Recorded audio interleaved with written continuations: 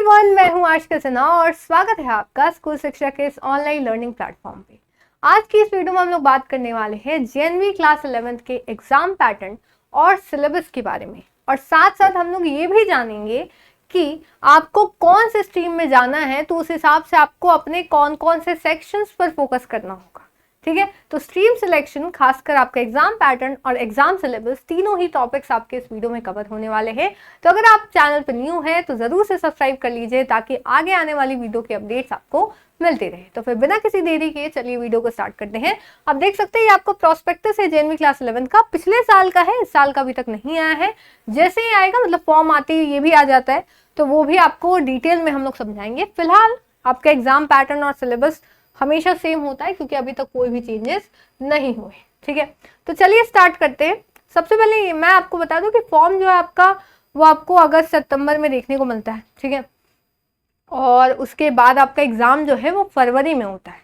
ठीक है, चलिए तो आइए आते हैं। सबसे पहले इसके एग्जाम पैटर्न को यहाँ पे समझते हैं कि आपका एग्जाम जो है वो कैसे होता है। ठीक है, तो यहाँ पे आप देख सकते हैं कि medium of the question paper क्या है। पहले तो ये समझ लीजिए कि आपका एग्जाम जो है इसी लिंक से आपका फॉर्म भरा जाएगा, आपका एडमिट कार्ड भी इसी वेबसाइट पे आएगा आपके पोर्टल पे। ठीक है, बर्थ, डेट ऑफ बर्थ बस लगता है। उसके बाद चलिए पहले इसको समझते हैं क्वेश्चन पेपर को, कि आपका बाइलिंगुअल आएगा, इंग्लिश और हिंदी दोनों में आएगा। तो आप हिंदी मीडियम के हो या इंग्लिश मीडियम के हो, ये फर्क नहीं पड़ता। उसके बाद आते हैं, आपका टेस्ट जो है वो 2.5 घंटे का होता है। एक्स्ट्रा टाइम जो दिव्यांग स्टूडेंट्स है उनको मिलता है, लेकिन आपका ऐसे जो है वो जनरली 2.5 घंटे का पेपर होता है। अब इस पेपर में आपके 100 सवाल आते हैं। ठीक है, 100 सवाल आपके किस किस से आते हैं। अब मैं ये भी बता दूं, 11 बजे से 1:30 बजे के बीच में आपका पेपर होता है। 5 सेक्शन से कौन सा, mental ability, English, science, social science और मैथमेटिक्स।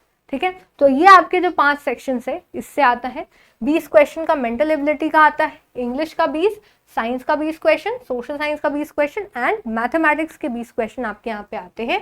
ठीक है, तो अप्रॉक्स आपको 30-30 मिनट हर एक सेक्शन के लिए यहाँ पे मिल जाता है। ठीक है, तो ये चीज ध्यान रखनी है।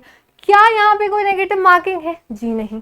क्या कोई अलग अलग पेपर होता है क्या? जैसे सीएचएस में आपका साइंस के लिए अलग होता है, कॉमर्स के लिए अलग पेपर, आर्ट्स के लिए अलग पेपर? जी नहीं, यहाँ पे आपका एक ही पेपर होता है, चाहे आपको किसी भी स्ट्रीम में जाना हो। ठीक है, तो ये चीज ध्यान रखिएगा। एक ही आपको एक बुकलेट मिलेगा, क्वेश्चन पेपर मिलेगा, आपको उसके सवाल करने हैं। 5 सेक्शन उसी में दिए होंगे। 50 मिनट एक्स्ट्रा जो है वो आपके दिव्यांग स्टूडेंट्स को दिया जाता है।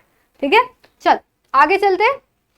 अब सिलेबस क्या है भाई, तो सिलेबस हम लोग आगे समझेंगे। ओएमआर शीट मिलती है आपको, ऑफलाइन पेपर होता है, ब्लैक ब्लू पेन लेके जाना है, उसी से आप फिल करोगे जैसे आपको यहाँ पे बताया गया है। अब मेन इंपॉर्टेंट है कि अगर आपको जिस स्ट्रीम में पढ़ना है, ठीक है, जिस स्ट्रीम में आपको पढ़ना है उसके हिसाब से कौन से सेक्शंस पे आपको फोकस करना है। ठीक है, तो आपकी मेरिट जो है बाबू, भले आपका पेपर 100 मार्क्स का होता है, लेकिन आपकी मेरिट 60 मार्क्स पे बनेगी। ठीक है, कितने पे? 60 मार्क्स पे, क्योंकि 3 ही सेक्शन के मार्क्स को यहाँ देखा जाता है। जैसे अगर आपको साइंस स्ट्रीम लेनी है, तो अगर आप जेएनवी में जाओगे ना, तो फिजिक्स और केमिस्ट्री दोनों आपको पढ़ना होगा। मैथ्स या बायो ये आप खुद से चूज करोगे, लेकिन फिजिक्स केमिस्ट्री कंपलसरी होगा। तो इसके लिए 3 सेक्शन पे आपका मेरिट बनेगा एग्जाम में। मेंटल एबिलिटी वाला सेक्शन, यानी जो रीजनिंग होता है, साइंस और मैथमेटिक्स, तो आपको सबसे ज्यादा फोकस इस पे करना है। खैर मैं अभी आपको बता दूं, ऐसा नहीं कि बाकी सेक्शन आपको नहीं पढ़ने, उसमें आपको क्वालिफाई करना पड़ेगा, तभी आपकी मेरिट तैयार होगी। अगर आप बाकी सब्जेक्ट में क्वालिफाई भी नहीं करोगे तो आपका मेरिट लिस्ट में आपको कंसिडर ही नहीं किया जाएगा। ठीक है, तो 60 नंबर में हुआ। फिर आते हैं कॉमर्स। कॉमर्स में आपको पढ़ना होगा जेएनवी में अकाउंटेंसी, बिजनेस और इकोनॉमिक्स। ठीक है, तो आपका मेंटल एबिलिटी, सोशल साइंस और मैथमेटिक्स के नंबर पे आपका मेरिट बनता है। वही 20-20 तीनों से हुए तो आपका 60 नंबर। ठीक है, इसको ध्यान रखिएगा। नेक्स्ट आते हैं ह्यूमैनिटीज। तो ह्यूमैनिटीज में आपका हिस्ट्री, ज्योग्राफी और इकोनॉमिक्स कंपलसरी होगा। ठीक है, 11th-12th में। मेंटल एबिलिटी, सोशल साइंस के मार्क्स और बाकी 3 जो सेक्शन है उसमें आपका सबसे ज्यादा मार्क्स जिसमें भी आया। ठीक है, मान लो आपका साइंस में आ गया तो उसको जोड़ लिया जाएगा, इंग्लिश में आ गया तो उसको जोड़ लिया जाएगा। ठीक है, मैथ्स में आ गया तो उसको जोड़ लिया जाएगा, ऐसे काम होता है। ठीक है, फिर वोकेशनल। तो वोकेशनल हम लोग देखेंगे अभी कि क्या क्या आता है वोकेशनल में, वो भी हम लोग समझेंगे। तो वोकेशनल में आपका मेंटल एबिलिटी और बाकी 4 सेक्शन में जिसमें आपका सबसे ज्यादा आया, उन 2 सेक्शंस को उठा लिया जाएगा। ठीक है, चलिए अब देखो आपका 60 में इतना तो आपको लाना ही, ठीक है। अब इसको ध्यान रखिएगा, इतना आपको टोटल में लाना होगा तभी आप क्वालिफाई करोगे, नहीं तो आपको कंसिडर ही नहीं किया जाएगा। जनरल ओबीसी बॉयज के लिए 21, जनरल ओबीसी गर्ल्स के लिए आपको 20 मार्क्स लाने होंगे, SC ST दिव्यांग स्टूडेंट्स के लिए 80, ठीक है। तो ये आपका यहाँ पे बताया गया। फिर टाई होगा तो क्या किया जाएगा, फीमेल कैंडिडेट को ज्यादा प्रेफरेंस मिलेगी। मान लेते कोई मेल फीमेल दोनों का सेम नंबर आता है तो आपके फीमेल को चूज किया जाएगा, याद रखना है इसको, ठीक है। अगर फिर भी मान लो 2 फीमेल्स के बीच में टाई हुआ है तो जिन्होंने आउट ऑफ 40 यानी जो आपका 2 सब्जेक्ट में हाईएस्ट 2 सब्जेक्ट में आउट ऑफ 40 में जिसका ज्यादा आया होगा उसको फिर प्रेफरेंस दी जाएगी, ठीक है। फिर 5 सब्जेक्ट में जिसमें सबसे ज्यादा, मतलब 60 में आपका मेरिट बन रहा है ना, लेकिन फिर अगर फिर भी टाई चल रहा है तो 100 में देखा जाएगा टोटल में किसने सबसे ज्यादा लाया है, तो उसको फिर दिया जाएगा, ठीक है। फिर जिसकी एज कम होगी उसको प्रेफरेंस मिलेगी अगर फिर भी टाई रहता है, तो ये यहाँ पे बताया गया है, ठीक है। इसको ध्यान रखिएगा। फिर आते हैं अब सिलेबस के बारे में जानते हैं।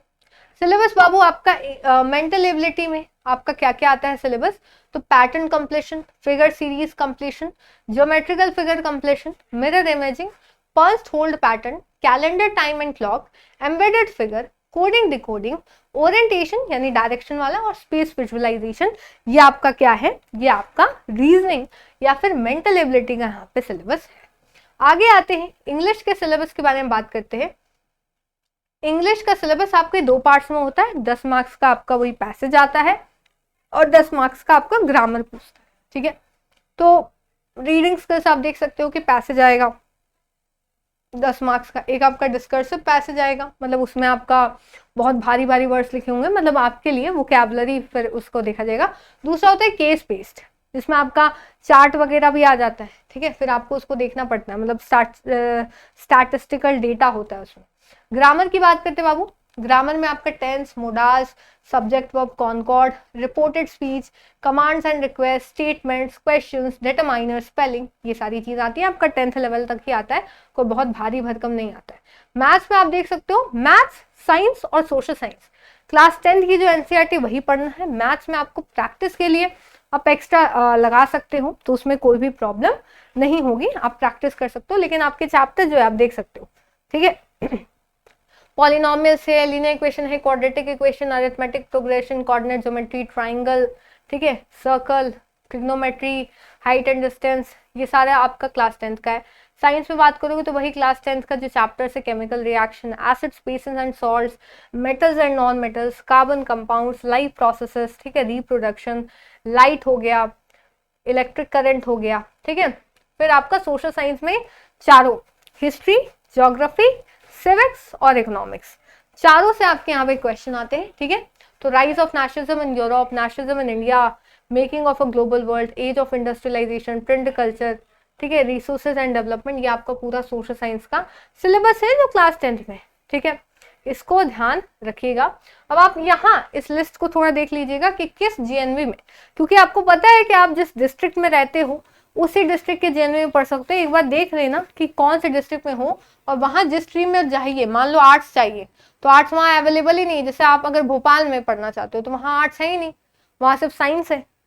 तो ये आप थोड़ा सा इसको पॉज कर लेना, मैं थोड़ा आपको स्लो मूव करके कर दे रही हूँ। अगर आपका डिस्ट्रिक्ट आपको दिखेगा आप पॉज कर लीजिएगा एंड देन उसके बाद चेक कर लीजिएगा। ऐसे प्रोस्पेक्टस आपको मिल जाएगा टेलीग्राम चैनल पे स्कूल शिक्षा के, ठीक है। तो ये आपको ही फायदेमंद होगा। अभी हम लोग जो है वो वोकेशनल कोर्स को भी देखेंगे कि भाई वोकेशनल कोर्स जो है वो आपका कहाँ कहाँ है, ठीक है, कहाँ कहाँ है और वोकेशनल कोर्स में आप क्या पढ़ सकते हो वो भी आपको वहाँ पे बताया जाएगा, ठीक है। तो इतने सारे हैं जेएनवी। अब आप जिस भी डिस्ट्रिक्ट में आते हो, ठीक है, अगर आप साउथ से पढ़ रहे हो, अभी साउथ के स्टेट्स आ रहे हैं, हरियाणा के आ रहे हैं, ठीक है, तो सोचो इतने सारे जेएनवी बनाए गए हैं ताकि हर डिस्ट्रिक्ट के बच्चे को यहाँ पे पढ़ाई मिल सके, क्योंकि आपको पता है कि फीस स्ट्रक्चर जो है काफी ज्यादा यहाँ पे कम है, ठीक है। जैसे अगर आप यहाँ देख सकते हो वाराणसी, वाराणसी का मैं एग्जांपल दूं, सिर्फ साइंस और आपका वोकेशनल अवेलेबल है, कॉमर्स और आर्ट्स अवेलेबल नहीं है, तो इसी की मैं बात कर रही थी, ठीक है। चलिए, अब ये बिहार हो गया, झारखंड हो गया, वेस्ट बंगाल हो गया, ठीक है। तो ये आप देख सकते हो एक एक में आपको दिया गया है ताकि आपको एग्जाम टाइम ना हो। आप देखोगे साइंस स्ट्रीम हर जगह अवेलेबल है, तो अगर आप मतलब ऑलमोस्ट जैसे कुछ कुछ को छोड़कर, जैसे अरुणाचल प्रदेश के कुछ एरियाज को छोड़ दिया जाए तो वहाँ अवेलेबल नहीं, ठीक है। तो अब आते हैं वोकेशनल पे बाबू। तो वोकेशनल आपका सिर्फ 8 ही जगह पे अगर आपको करना है तो मध्य प्रदेश के भोपाल में आपको होटल मैनेजमेंट का कोर्स मिल जाएगा, उड़ीसा के कटक में आपको होटल मैनेजमेंट ही मिल जाएगा, उड़ीसा के ढेनकनल में फाइनेंशियल मार्केटिंग मैनेजमेंट मिल जाएगा, झारखंड के वेस्ट सिंहभूम में automotive skill and food production मिल जाएगा, वेस्ट बंगाल के बंकुरा में automotive skill, Andaman and Nicobar के कांड निकोबार में hospitality management and tourism, Uttar Pradesh के आगरा में hospitality and tourism, Uttar Pradesh के वाराणसी में हॉस्पिटैलिटी एंड टूरिज्म आपको यहाँ पे मिल जाएगा। तो ये पूरा जो है आपका जो जेएनवी क्लास 11th का एग्जाम पैटर्न था, सिलेबस था, वोकेशनल कोर्स भी था, और साथ साथ हमने स्ट्रीम सिलेक्शन पे भी बात यहाँ पे की है। ऐसे ही आगे वीडियोस डिटेल में आएंगे और डिटेल में हर एक सेक्शन के सिलेबस को आप देखेंगे विथ PYQs।